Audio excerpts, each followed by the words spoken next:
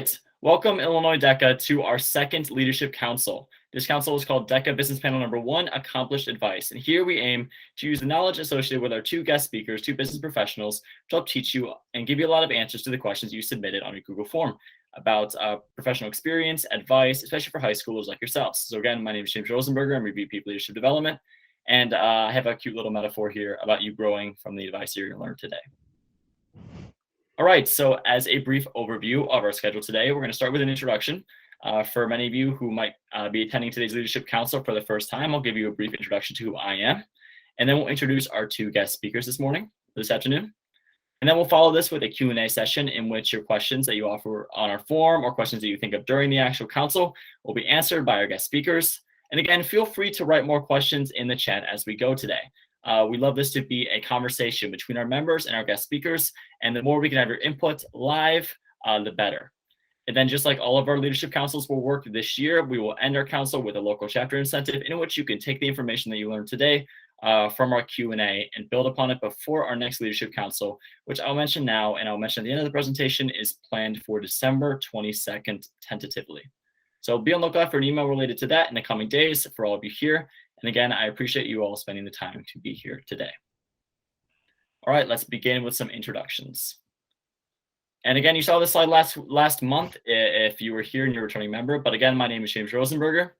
This year, I'm your VP of Leadership Development, but in the past, I've been a 4-year DECA member at Illinois, at Naval Valley DECA. Some of my history at DECA, I've competed at states, sectionals, and internationals at the in-person or at all levels in person. So I have a lot of experience related to that. I have been my chapter's VP of Leadership for 2 years and president this year. And I've worked with a lot of great DECA peers, alumni. I've networked with other DECA business professionals across years, and I've worked with past presidents like B. Patel and past Illinois DECA state officers like Megha Ravi Shankar on the social media team.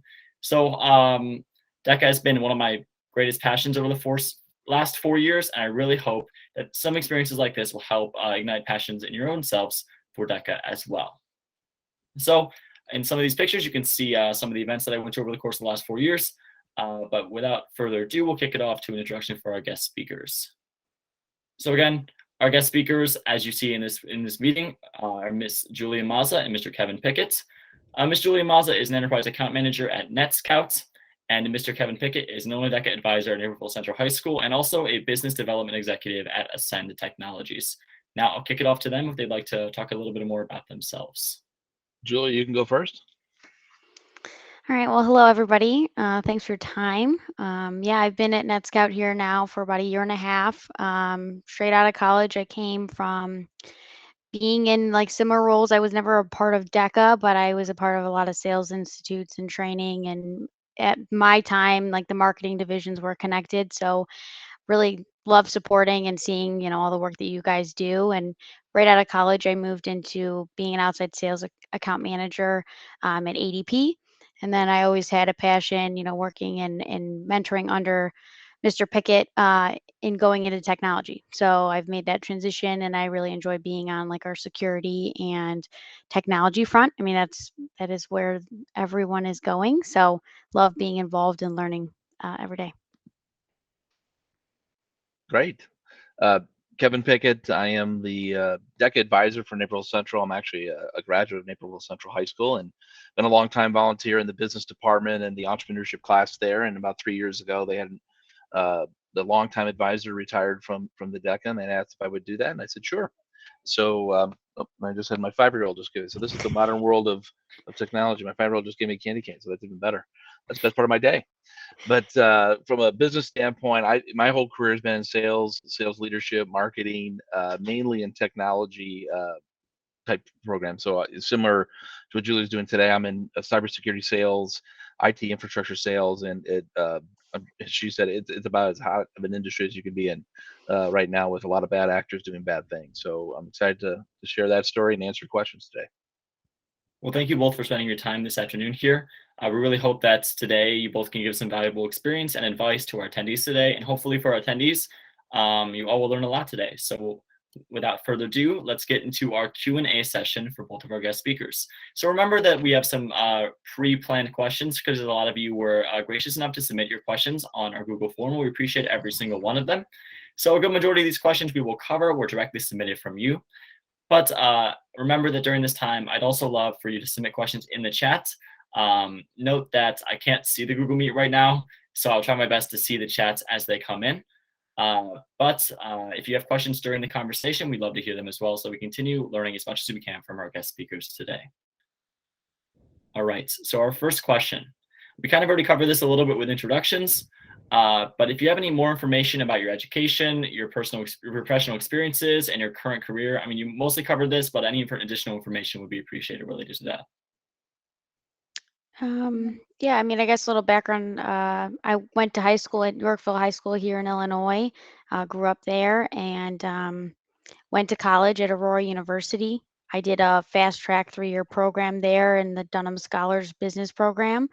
So I did that, went to school for 3 years, and then graduated early, and was a part of the sales team there as well. Yeah, for me, I did my undergraduate at Eastern Illinois University, degree in speech communications. I have an MBA from Aurora University in leadership. Actually was an adjunct professor at Aurora University. That's where Julie and I met. So he was in probably a couple of my classes, I think. Excellent student. Always enjoyed having her in class, and we've kept in contact since then. So key part of advice is networking is an extremely important thing to do and continue to do from that aspect of things. But yeah, that's the education path I took, and like I mentioned before, jumped right into sales and really technology sales back in late 90s, and been in that path most of my career. Thank you both. That leads us logically to our next question, which is, how did you both choose the career paths you went into? What were the culminations of your passions that helped distinguish you and help foster your willingness to approach your individual fields? And what was the journey like overall? So my exposure to different businesses and industries and verticals all came from college. I was very active in sales competitions. So what I liked was, depending on when that competition was, we get a product or service that we would pitch and practice. So naturally, getting that exposure kind of pinpointed me wanting to go work for ADP at the time. We had some role plays where we sold the solution over the course of the year, and I just liked being a part of small businesses and entrepreneurs. I've always had that background or that desire to see what they struggle with, see what, they legally need to know and do. And that opened that doorway for me into my career path. And, as I worked at ADP, the biggest thing was always technology. What softwares were they using? What business programs were they using behind the scenes? And I just realized I kind of always gravitated towards, how do we drive efficiency? I didn't realize my personality is like, my time is money. How do I become more efficient all the time? And growing up, in my generation, at least, it's what it always is. What technology are you leveraging? How are you doing this quicker? How are you doing this better? So that kind of transitioned to, my career here at NetScout, because that's what we help large organizations do, every single day. So. Yeah, and for me, so I'm the youngest of 7 kids, and a lot of older brothers and sisters were in sales, and my dad was in sales, my mom was in sales, so I kind of grew up as it's the family business, right? And helping people is truly what I enjoy doing. I'm always, in a sense, in that giver mode, and sales is a great career to help people, right? So I always say we help people solve challenge, issues, and goals around their IT infrastructure, making sure they're secure, and just ultimately helping them achieve what they want to achieve, in a sense. So I always enjoy that journey of helping people do what they want to do, and that's something I've always enjoyed doing. I like telling. Storytelling is a huge part of sales. Being able to tell a story and draw people in and solve those solutions and problems for those folks. That's an important part. So that's where I get a lot of passion about it. And ultimately, I knew from a very young age I was going to be in sales. I knew that from probably junior high on. If you ask my mother, it was since I could talk. I started selling. And every day in a family of 9 is a negotiation. So you learn how to negotiate at a very young age. Well, that's great. I think what's even better about these two experiences is that they're diverse. and they're very different. So it could tell us all that there's not one path to achieving your passions or getting there. And I think from Mr. Piket and from Mrs. Mazza, it's both aware that you can achieve these passions through a variety of means. And the collegiate experience is also very important to achieving that, just as much so as your upbringing in your family. So again, you could start brainstorming your passions and ideas about your everyday life today and where you plan to go to college or even your family experience now. So with that, our next question is, what were some of your most significant challenges you faced in education and applying these educational concepts to the real world? Kevin, I'll let you start with that one. I need a moment to think about that. Well, it's interesting. And so when I was, I didn't have the opportunities you all have today, right? So our business department at Naval Central High School when I went there was like typewriting, right? And so we didn't have we had consumer ed, we had a couple courses there. So what's happening today in the high schools with the expanded curriculum, and I just know from 203 Naval 203 what they're doing. I know 204 is very similar. It's like a college curriculum. The classes you have and the opportunities you have, and so for me, a lot of the challenges was I didn't get started until much later in life. So I knew I wanted to do these things, but I didn't get a formal education until I really hit college and got some internships under my belt.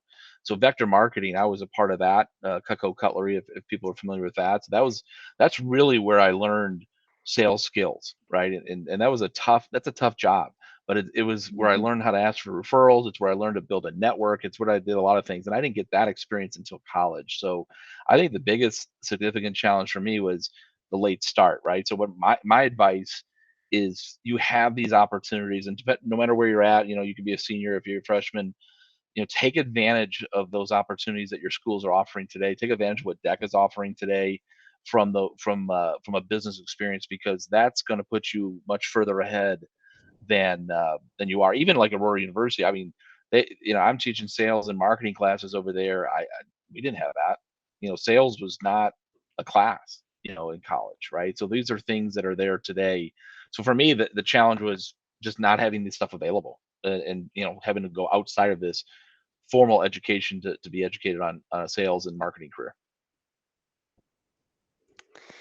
Kind of piggybacking off of that, I'd say a big challenge I had going from school to the real world, like working a job, is like you're never going to be perfect, right? Like in school, you're taking tests, you're writing papers, you're constantly getting that feedback from your teacher, that you hit the mark, you're lacking here, here's some guidance.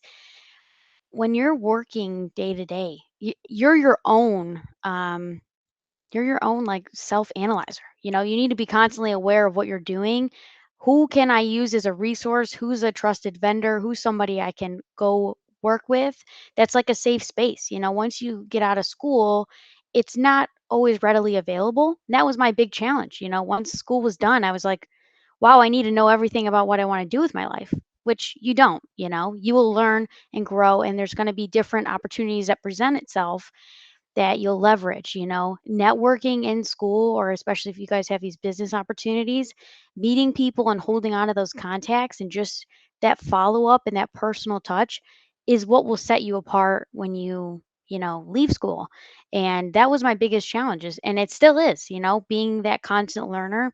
When you fail, or you maybe get embarrassed, I can tell you about my experience yesterday where I was embarrassed, but today I turned it around and I followed up. That's what will keep you a step ahead, and that's how you are successful in sales. It's going to be a roller coaster ride all the time. It's being able to cope with those emotions and feelings and vulnerabilities, and applying it to tomorrow, and how you grow from that experience. Yeah, you'll actually fail more in sales than succeed if you're doing it right. Right. I feel like a combination of those aspects are part of what makes DECA so great. Not only does it throw you into situations where you very well might have difficulties in testing or role plays or manuals where you might not succeed, and you might be presented in uncomfortable situations, like Mr. Piket said. You're also experiencing business in a way that was very atypical in the past, and you're really thrown into leadership opportunities, networking opportunities, and opportunities for personal growth, and obviously learning the knowledge and information associated with business. So Yeah. to all the DECA members here, I think one of the biggest lessons here is that this is a great opportunity. DECA as a whole is a great opportunity. I know even with COVID, I've been able to take advantage of it to the fullest extent, and I feel like it's prepared me, and I feel like it can prepare all of you guys to the same amount. So at least from my perspective, Yeah. you all can take advantage of the 4 years you guys have at DECA. Yeah, and both Julie and I have a long career in both sales and marketing. And if you're sitting on the call and say, "Well, I'm going to do finance, so I don't need to worry about this," well, in put it into DECA perspective, you're going to be doing role plays. That's selling. You're selling you to the next level. So get comfortable with the uncomfortable, because if you're uncomfortable with that, you need to get a way to get around that piece of thing. So I always say, and I literally opened all my sales class this way, because I had students that weren't sales and they needed an elective and they're not going to be in this class. I said, trust me, you are selling more than you realize. You're selling yourself in interviews. You're selling your ideas on a team. You're selling your lunch idea. You're at lunch at work. Where are we going to go? Those kinds of things. So there's a lot of different things you do that involve selling more than people realize. Sales is not a bad word. It's something that's happening often in people's life. And you sell your parents on ideas, and you want to stay out later. You want this, you want that. Trust me, that's sales. All right, moving on from that, we have our next question. What is more important in leadership, education, or experience? And we had a couple members ask, is a college degree really needed for business success? I mean, I think this, is a college degree needed for business success. I think this is a whole phenomenon that is going on in everyone's world. They're all thinking it. But I will say my time at college was invaluable. In the moment, you're like, oh, another class, oh, another test. It's not the most enjoyable thing, but it's that safe space to grow your fundamental skill set that is so valuable. When you go out and you're working, you're just doing a job, right? It's on you to come with those skills, and college is what fosters those skill sets. Like high school, I thought I knew everything. I mean, but you don't. There's so much you don't know. College is the same thing. You're learning. You're trying to get exposure to a whole bunch of different outlooks, ideas, personalities. That's I think college is extremely beneficial. Other people disagree. And when it comes to leadership, like your education's your backbone, but your experience is what brings you through day to day. You need that experience to recognize the situation, and then you're going to use your education to think back. Okay, well, how should I handle this? How should I move forward? How do I coach? That you need both, or else you're not going to be successful. Yeah, and I think if you view college as just a degree, you've got blinders on, because college is more about life experiences than anything else. The degree is the outcome. Mm-hmm. What you do for 3 or 4 years, 5 years, depending how long you're in college, it's life experiences that you can't replicate anywhere else, right? And for some people, it's your first time away making decisions on your own, where mom and dad aren't making it for you.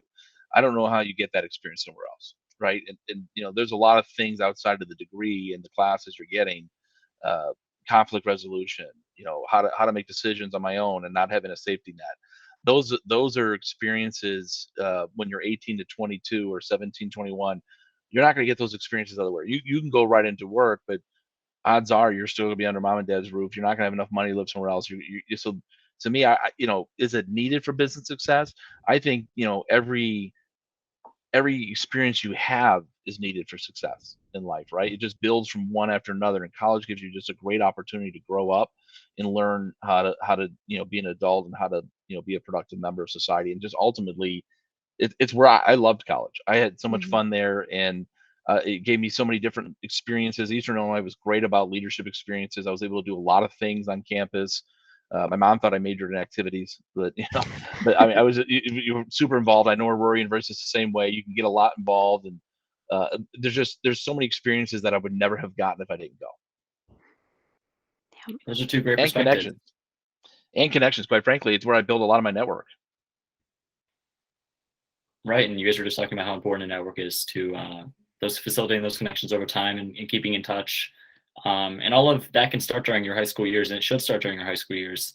I mean, at least in my experience, being at conferences, whether they're virtual or in person, one of my favorite things to do is just approach people and say hello. Even something as simple as that, and getting their name, what event they're in DECA, your peers during your competition, during your group, during competition. great names and great people that you can connect with and stay long-term with that can end up helping you in the future. All right, we'll move on to our next question. What is your favorite aspect of your professional career? And what is the most unexpected or challenging part? I love that every day is different. I like being surrounded by people of all different ages and backgrounds. I like learning and pulling a tidbit from every person and making it my own. Like I'm constantly trying to evolve and grow. I like networking. I just love learning about different experiences and seeing how I can relate to it. For me, I would say the most challenging part is in my industry, I'm a young person, so I have to be able to kind of age up. You have to like live above your years and experience and own a room. That's probably one of my biggest challenges, walking into a room with people with, 30 to 35 years of experience and owning it and saying how I'm going to solve their problems and why they should believe in me and my company. So I think that's challenging, but it comes from within. It's like you have to be confident in who you are, and being exposed to all this business and selling aspects young will just make you more confident, and it'll be that backbone. Yeah, no, that's great. My favorite aspect is meeting new and interesting people. I the more in this career, part of our job is we have to meet as many people as we possibly can, and always just understanding and meeting just different backgrounds and just learning. I love to learn about. I have a genuine interest in people and learning about their backgrounds and ultimately helping solve challenges using goals, like I said. So that's always a nice aspect, and that's my favorite part of being in this career because it allows you to do that from there. And the most challenging part is really a couple things. One, time. There's only so much time, and for me, when I'm younger in my career, I had all the time in the world. I had a lot of different time. Then you get married, and then you have kids, and then all these things start happening, and all of a sudden time shrinks. So you just got to get better with time management. So, at my age, I'm older than all of you, and time management is a challenge for me, just like it's a challenge for you. So that never changes.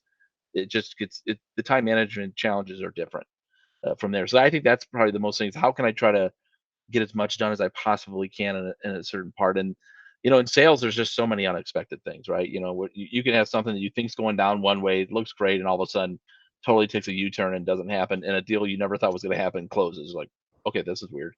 Yeah, so it's like I learned to expect the unexpected, and just you kind of roll with it. Right, and if you guys are 2 years or older in DECA, you might remember the unexpected happening when some of us boarded our buses heading to state, and we all had to turn around. Yeah.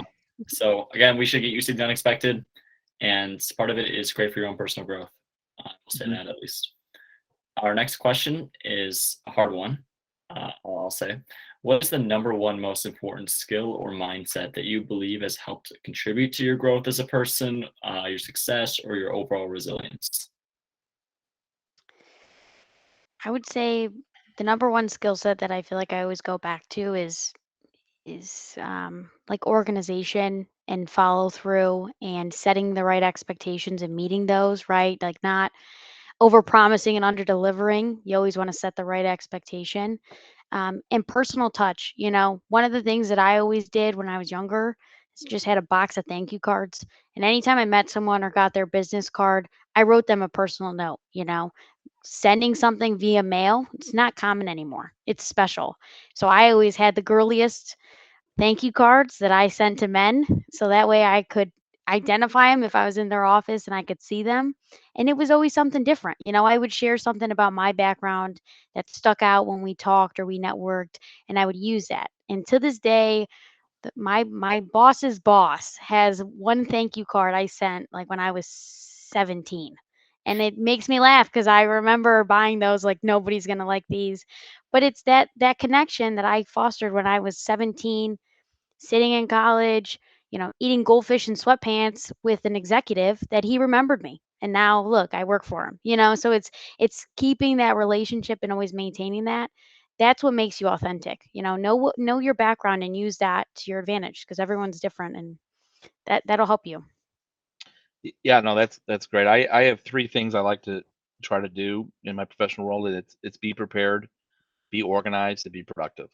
And preparation is so important, and it's much easier today with tools like LinkedIn and various tools out there. So you should never walk into a meeting where you're not prepared. That is, and it's no different. We talk about, and I'm assuming every chapter is practicing for their role plays and practicing for all their stuff. If you walk into sectionals or state you haven't prepared, don't expect to be successful in that, right? So you want to be prepared for that. Being organized, as Julie said, that's the key, right? If you can't be, like, my desk is always meticulously clean. I can't work if it's like stacks of stuff all over the place. I literally will stop working and clean it out. So I get a little crazy that way.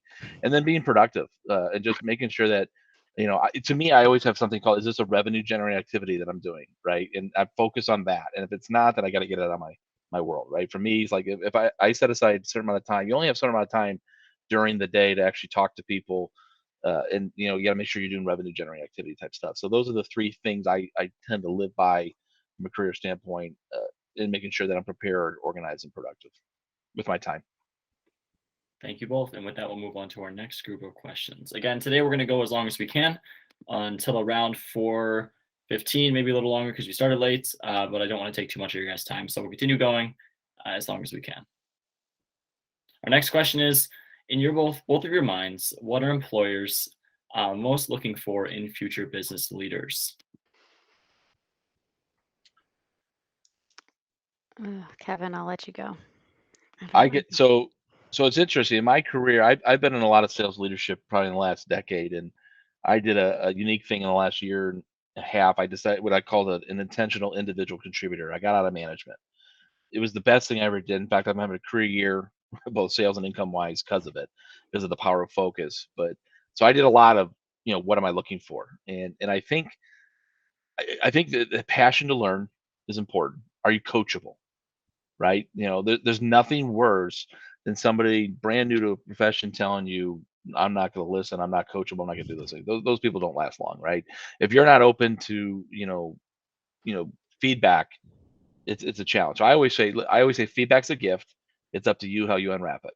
And the ultimate thing is, I'm going to give constructive feedback and help you be successful. And I always do like the ham sandwich. You start with the positive, the meat of the sandwiches, the criticism, and then you end with the positive as well. But I think being open to coaching is probably the most important thing you could do day one.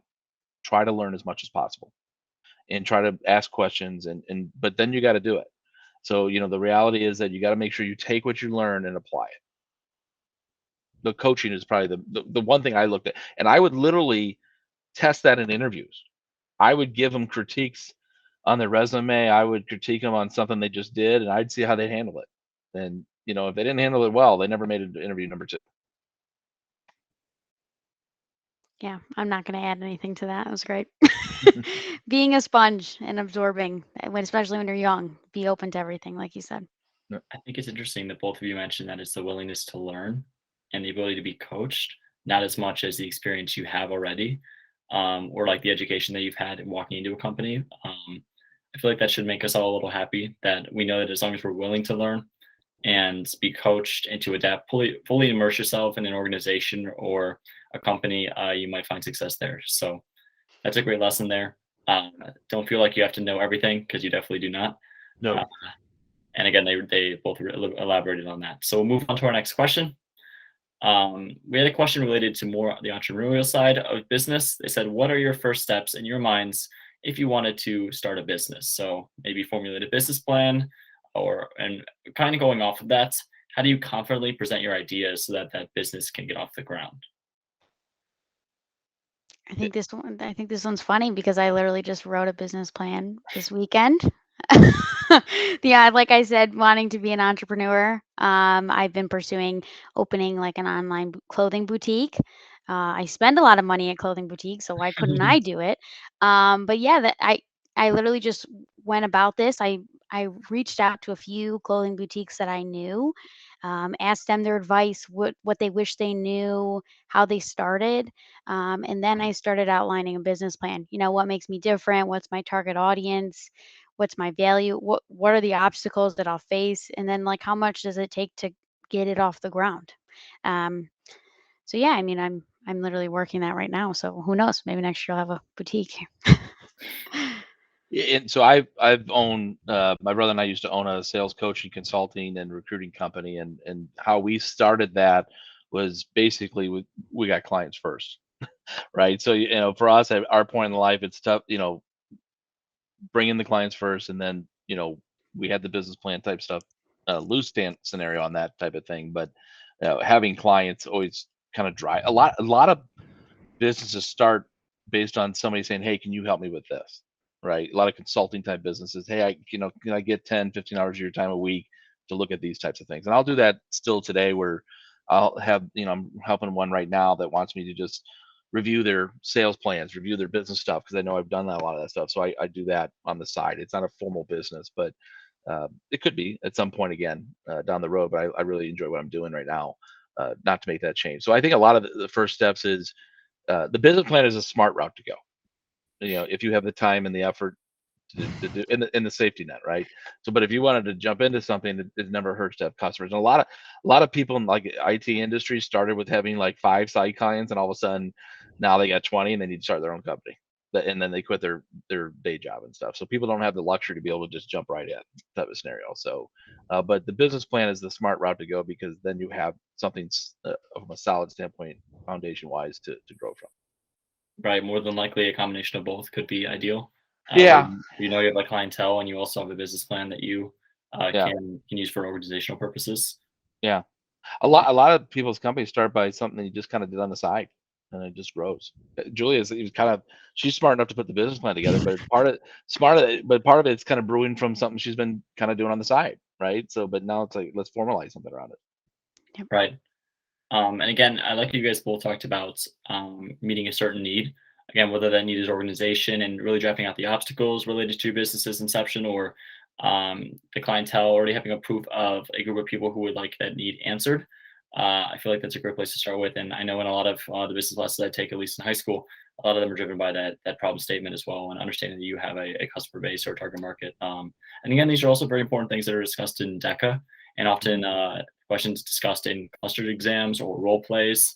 So again, these are all valuable lessons you could talk about during competition as well. Our next question goes as follows. Are you all familiar with Keith Cunningham's works? If so, what do you like about his stuff, and what do you not like about his stuff? And it's okay if you guys do not, but we had a student ask us about that. I went to high school with Keith Cunningham, and he was a heck of a 3-point shooter, but I don't think it's the same one we're talking about. So. I was going to say I'm not familiar.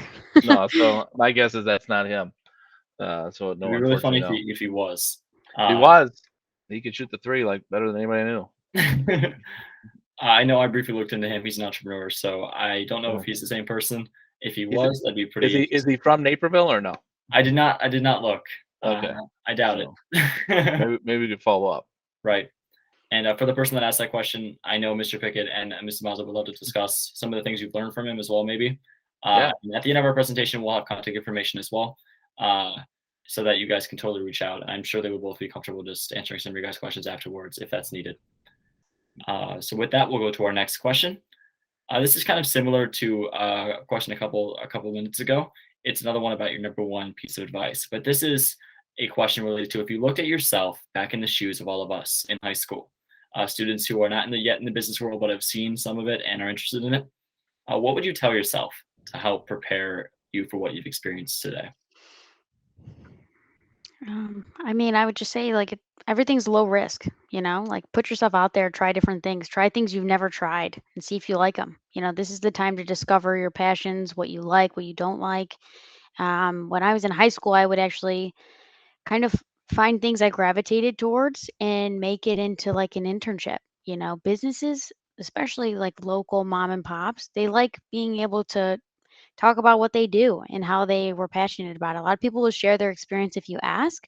So being, open-minded, and if there's something you do like, I presented a couple PowerPoints to local businesses in Yorkville when I lived there. And I kind of made them like little 3-month trial runs. I wanted to like live a job, as the business owner with them. And I learned a lot, and there's no risk. I was free labor for 3 months. I wanted to learn. I wanted to see what it was like. And that allowed me to also shape myself and grow. So.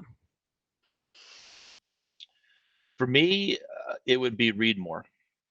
I didn't read as much as I should have. There's a lot of good material out there on just entrepreneurship, leadership, sales, marketing that I should have done. I try to read 6 books a year. So about every other month, I'll grab a book and read it. I actually send books out to people. So that's one of the things I do in my network. Go Giver is one of my favorite books to send to somebody. If you haven't read that, Go Giver by Bob Berg, I highly recommend. It's a very easy read. It's a fast one. I would recommend that highly. It's a really nice book to have in there. But there's tons of books, and I'll randomly send it out to people to get, because I think it's really good.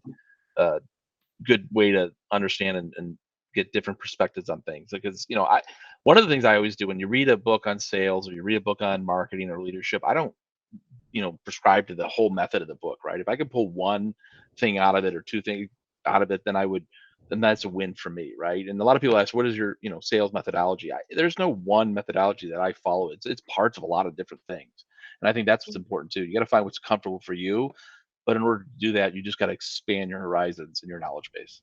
And reading's one of the things. Yeah, I Right. actually picked that up from Kevin. I now ask everyone, what's your book? What's your book of choice? Yep. And you'll see, like, if you've read a few, I've kind of grabbed a few from different people. I mean, it's like some are way over here and some are the most mind, you'll contemplate your whole life reading some of Yeah. these books, but people have different philosophies. Yep. Thank you both for those responses. We'll move on to our next question. This talks about an impactful moment in your career that you might remember on a given day, and you're like, wow, that was valuable to where I am today. For me, it's always been like things that are challenging, things that made me uncomfortable. When I started at NetScout, the job that I started in was like a BDR role. So, right, I was like outbound prospecting. I'd never fully done that as my only role. And one of the big, benchmark things that they did once I got hired on was present everything we do to all of our executives. And not coming from the industry, not having a background, it was challenging to learn what we do, learn the value, and then pitch it, present it um, within like 5 days of being hired. Normally you're thinking that they're going to dump everything on you. It was more of a proactive thing. So that moment, being able to look, our VP of sales or our CEO and all the other, big contacts in the eyes and tell them what they do or what they established as our business, it was challenging, but it really helped me grow. And I gained a confidence within 5 days working that I could do it, and I didn't have any help. So I think that moment always stands out to me. I could tell you. So one of the big part of a sales profession, especially early on, is cold calling, right? And a lot of people don't like to do that, right? So that's, for those who don't know, that's calling somebody you don't know and asking them for business or trying to get a meeting for them, right? So first year out of college, and I was glad it happened then, I called somebody. And again, I didn't know, you call somebody, you have no idea what's happening in their world. So he picked up the phone, and I went into my pitch, and he basically told me that if I ever call him again, he's going to kill me. Now, keep back. This is the late '90s. You can't do this anymore. You probably get arrested today if you say those types of things. And my response was, "Wow, that's not really nice." And the guy said, "You know what? I'm sorry. I just got yelled at by my boss, and literally you were the next thing." Right. So what I learned, and I learned it at such a young age, was that, you know what? I have zero control over what's happening on the other side of the phone. So I really shouldn't take it personal. Because before that, I was taking these things personal. Like, why is this person not answering? Why are they yelling? Why are they mad? Because a lot of people yelled and hung up and all that kind of stuff. And at that point, and I'm glad I learned at such an early age, is, you know what? I'm not going to get upset over things I can't control. I have no idea what's going on in their life before they answered that phone. So I was very, very happy that I learned that. It was extremely impactful on my career going forward, because I just had a different mindset on cold calling at that point. I didn't take things personal. Yeah. And people in sales will appreciate when you put yourself out there. Yeah. They'll be like, wow, look at them go. If you call up someone that knows like what you're trying to do and you give a great pitch or you position it well, they'll normally be like, yeah, I'll give you a shot. That was phenomenal, because we just have that appreciation towards the Mhm. industry and know it's a skill set. Like, sales is something learned. It's not something you're just born with and like you can learn all these skills and develop them. Yeah. It's a technique. Yeah. Absolutely. All right, I think we have time for maybe one or two more questions. So I think we'll cover number 12, and then we'll pick one from 13 to 15 that we will do, and then we'll close for today. So number 12 is kind of a twist. It's asking you, if you could look back, what is one mistake you made or one regret you might have, and you're like, if I could go back and make a different decision there, I would be pretty happy. I don't believe in regretting things. I can't really answer this question. I feel like everything I've experienced made me who I am today. I think maybe my only mistake or regret is just not putting myself in more situations to learn. Maybe I could have been more involved. Maybe I could have, walked right into my master's degree and not waited. Um, but I just think I just don't regret things. I really don't. Even if it's the worst situation, like there's something you can take from it, and as long as you have that mentality, like not a lot of stuff's gonna bring you down. Just being positive. Yeah, so I'm a big believer in not having regrets because to me they're learning experiences. Mistakes happen daily, right? So one mistake would be tough because ultimately I learn more from things I do wrong than things I do well. So we do things called win-loss reviews, and I actually learn more from the loss reviews than anything else. It's just things that I could have done better. I'm tougher on myself. I do a lot of self-evaluation, and I'm probably tougher on myself than I should be at times. So it's learning from those mistakes and having that open mind to do it. So I think part of it is early in your career, and I'll go back to the coaching. Just be more coachable early in your career, and maybe could have done better at that, earlier in my career. But that was something I learned probably maybe 4 or 5 years out of college, and it was after I got a really good mentor, and I think that was the key. I didn't have the best mentors before that, so it was tougher to get. It was a different era too. I mean, there was a lot of negativity and how they treated sales professionals. So there's a lot. Sales professionals are treated much better today than they were back in the late '90s, early 2000s.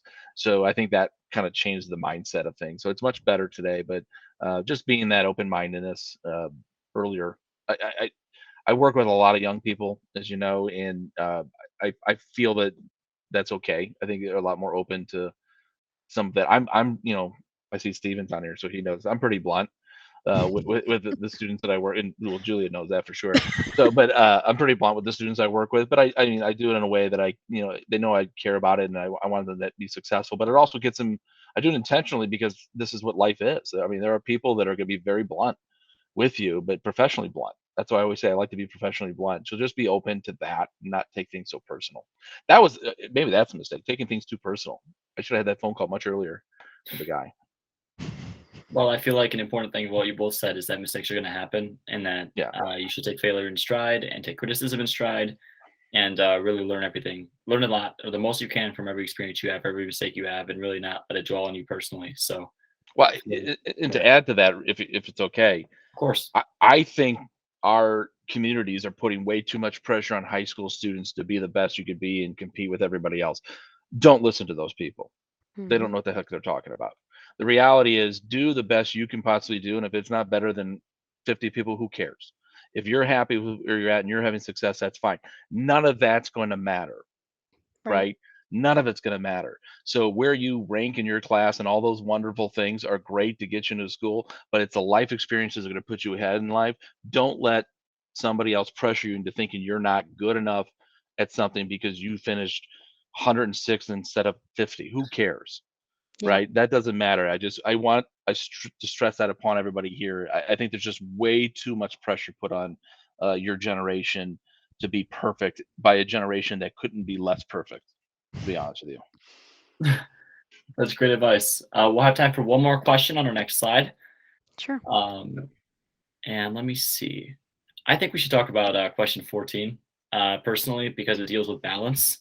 And I feel like a lot of students today, inside and outside of DECA, have a difficult time balancing their work and their time for family and friends. So if either of you have any advice about that time management component, or how you feel how you have managed to balance your commitments at work and outside of work, I think we'd all appreciate hearing that. Um, I've always had a thing that if I commit to something, like I'm gonna die with that commitment. Like I don't know, I hate canceling. I feel like if you reschedule, obviously things come up and people are understanding, but if you really want something to happen, you need to stick it through. I hate the mantra of like you're a quitter, but pushing through things that are hard is going to be that game changer. And how I really started organizing my time with family and friends and even work and school is I just put everything on a calendar. Like when you get a syllabus, especially in college, they will hand you on the first day, like how to succeed in this 16 weeks, like literally how to get an A. Put all that in the calendar, put reminders on. I have terrible memory. I am a sticky note queen. Your phone will remind you about everything. So just set up all those reminders, organize your time blocks, and just don't overcommit. Make sure you schedule in, if you have to drive somewhere, or riding your bike, or, something with your family, putting that time in there, that's all you have to do is just segment your time and see what's appropriate, and don't procrastinate. It only makes it worse. If you schedule the time, you'll get it done. When you're stressed about things, you'll give subpar work and it only causes more problems. And when it comes to like family and friends, I, I don't know, this may be too personal, but like one day you'll discover what your love language is, and mine is quality time. So my time is what I value the most. And if you're scheduling time for family and friends and those, it's so valuable to you. And so I always like to be present in the moment, put your phone away, invest that time and commit to it. So it's like today I committed, my hour, and I have nothing else that takes precedent of this because I committed to it. So having that those values will follow with you forever. And if you can handle and balance your workload and your personal life now, it, you're always going to have to do it. It's only going to get harder, like Kevin said. So while it's easy, come up with those ways that work for you. Whether like when I was in high school, I had a physical planner. When I got to college, I used Google Calendar and I used Outlook Calendar when you have email. And even Apple's calendar is great. So you can share calendars nowadays with people and they can see what you're doing. So just, almost like be transparent, show what you have going on, communicate, then everything else will kind of fall into place. It's always about everything's about communication. If you're communicating what you're doing, your schedule, your time, it'll all fall into place. Yep. So I used to Right. have. Well, Oh, go ahead. oh, go ahead. No, you're right. I used to have what's called a helium hand. It was up before I realized I was volunteering for something. So I had to stop that, right? So for me, I had to get comfortable with saying no, right? I just have this need to want to help and do things, and I had to get comfortable with saying no. And part of it became easy because my family grew, right? So I had more, I have 4 kids, so I have a lot, and the age range for my kids is 1 year old to 18 years old, so it's a wide range, right? So 1, 5, 11, and 18. So it's all over the map. So I got a lot of different experiences going on. So I try to do things and Julie's 100% right.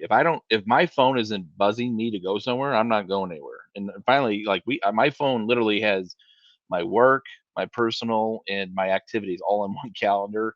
So they're all merged in there. So I know what I'm doing. So I'm just a lot more careful on what I volunteer for, and I'm very strategic about it. And I'm much better at saying no. Whereas before that was tough for me to do. I felt like I was letting people down. I didn't want to do that, but I'm much better at that. But I think you need to carve out me time. I think you need to carve out family time. I think you need to make sure that you're doing all the things you want to do. I volunteer for DECA because I love it. I like giving back, and the students, they're great to work with. And I will do that as long as it doesn't take more time than the family. As my family gets older, there's every year I sit down after the year, where are things at? Can I do this again? To me, it's a 1 year contract for me. Every year I reevaluate, and as my kids get older, I know at some point I'm not gonna be able to do this all the time because my kids are my priority, my family's my priority. Right. But that's the things you got to make sure that you understand what your priorities are. Yeah. And one book I did read that I will say is good is Start with Why, like why you Yeah. do things, why it matters, why you care. If before you commit to anything or you schedule something, you ask yourself why are you doing this, you'll always stay true to who you are and what matters to you. For me, it's like I work my job, but if it doesn't benefit my family and it doesn't get me to where I want to be, I'm not working that job. My Yeah. family is why I do what I do. And to live, like, right, we only live once. You need to have experiences. You need to like travel, see the world. I don't know, do the things that you're passionate about, because that's all you're going to have at the end of the day. Yeah. No, that's great. I agree 100%. It's a good book too. All right, my soapbox is done. All right, with that, we're going to wrap up our Q&A portion for today. Let's all take a second to say thank you to Mr. Piket and Ms. Mazza for their information, their experience, and their valuable advice. I just realized that I forgot to add Mr. Piket's email in this slideshow presentation. So Mr. Piket, if you could write it or in the chat or something, I would hugely appreciate it. Again, you have their LinkedIn information as well. That is there. Yes. And their email in case you guys would like to contact them. And as we're doing this, we'll move on to our last part of our Leadership Council today. And thank you for that, Mr. Piket. Mm-hmm. Our last part of our Leadership Council today is our local chapter incentive, and it'll take just a couple minutes. I'm sorry for going over a little bit, guys. All right, so this is, again, something where you guys have the opportunity between every Leadership Council to take what you've already learned and grow with it. In this meeting or this council, we'd love for you guys to meet with another chapter's advisor. Again, if you have the capability to talk about the professional experience, learn a little bit more about what it takes to run a DECA chapter, it would be just as valuable as meeting with anyone like Mr. Piket and Ms. Mazza. Again, you're speaking with a professional, and it would be a great way to apply what you've learned today and discuss these same topics with them. Again, if you take a picture of it and submit it to iConnect, we can get you points for that. But that is a local chapter incentive for this Leadership Council. And with that being said, I'd like to thank you all for being here today. Again, I really appreciate all of you that took the time to come out today and spend more than 45 minutes. Remember that our next Leadership Council is on December 22nd. So that is kind of soon. That's right before winter break. So if you guys could all make it and tell your friends, I would hugely appreciate it because we're putting a lot of work into each and every one of these Leadership Councils. You'll see information about that in the coming days. But other than that, let's all thank Mr. Piket and Ms. Mazza for coming out today. They did an amazing job. Thank you both for sharing with us your experience, your advice. We really all appreciated it. And I know that they'd love to hear from you guys if you guys ever want to reach out as well.